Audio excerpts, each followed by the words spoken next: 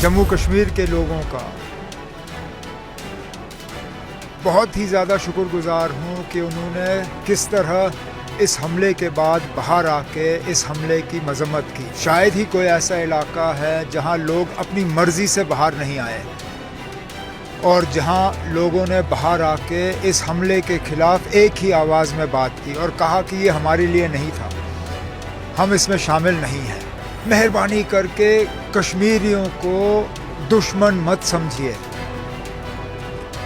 ہم قصوروار نہیں ہیں۔ جموں کشمیر کے لوگ امن کے دشمن نہیں ہیں، جموں کشمیر کے لوگ امن چاہتے ہیں۔ یہ ہمارے ساتھ جو ہوا یہ ہماری مرضی سے نہیں ہوا۔ سب سے پہلے تو ہم دوبارہ ان تمام خاندانوں کے ساتھ ہمدردی کا اظہار کرتے ہیں جن کے اوپر یہ واقعہ جو ہے، جن کے اوپر یہ صدمہ ہوا ہے، جن کے ساتھ یہ ہوا ہے،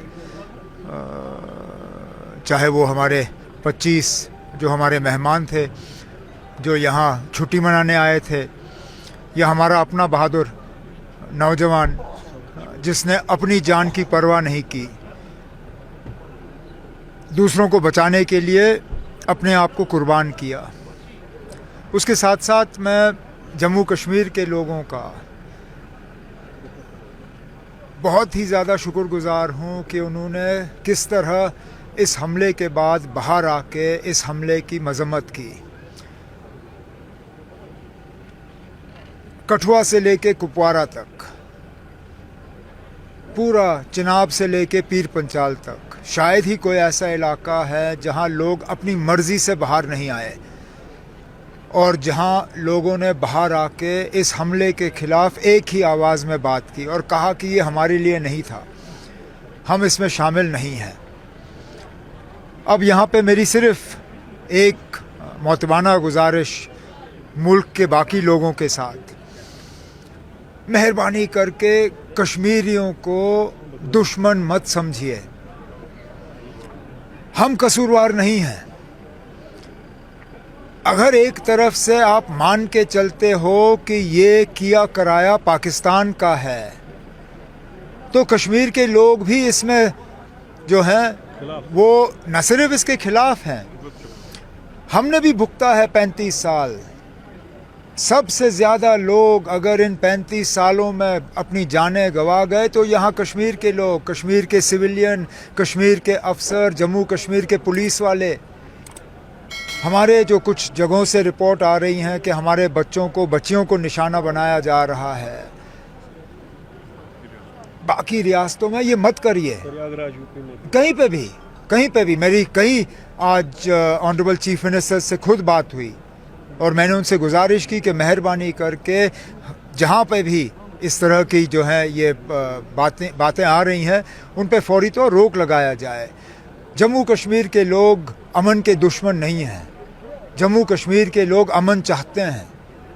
یہ ہمارے ساتھ جو ہوا یہ ہماری مرضی سے نہیں ہوا، اگر ہماری مرضی ہوتی تو اس طرح کا جموں کشمیر میں کبھی نہیں ہوتا، لیکن اب ہوا ہے، اب اس سے ہمیں نکلنا ہوگا۔ لیکن یہ بات سیدھا انڈیکیٹ کرتی ہے ہمارے یہاں بدقسمتی سے اور بھی ابھی لوگ موجود ہیں جو امن و امان کے دشمن ہیں، کشمیر کی ترقی کے لیے اور کشمیر کی خوشیوں کے دشمن ہیں۔